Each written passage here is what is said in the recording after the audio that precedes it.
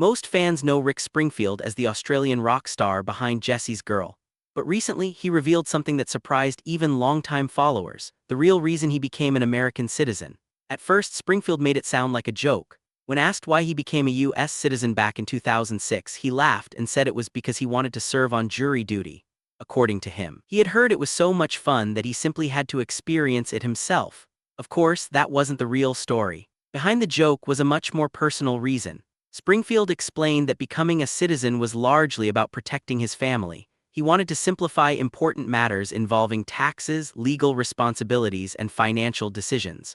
Most importantly, he wanted to make sure his wife would be able to handle critical affairs if something ever happened to him. And that's where things became surprisingly emotional. Despite being born in Australia, Springfield says America is where his life truly exists today. His friends are here, his family is here, his career was built here. While he still has relatives in Australia, he admitted that the United States is the place he calls home. In fact, he said he never would have become a citizen if he didn't genuinely love the country. But Springfield isn't spending much time looking back. At 74, he's still performing, still recording, and still preparing to hit the road. This summer he'll join longtime friend Sammy Hagar for several dates on Hagar's Best of All Worlds tour.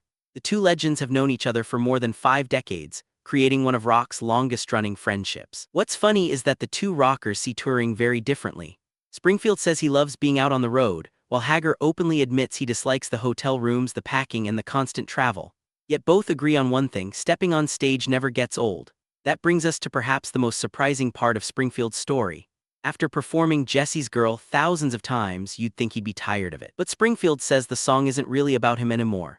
What keeps it special is watching audiences react. Every time the crowd sings along, it's like a time machine transporting people back to some of their happiest memories. And maybe that's the bigger story here. Rick Springfield didn't become an American citizen because of fame or convenience. He did it because this is where he built a family, a life, and a legacy.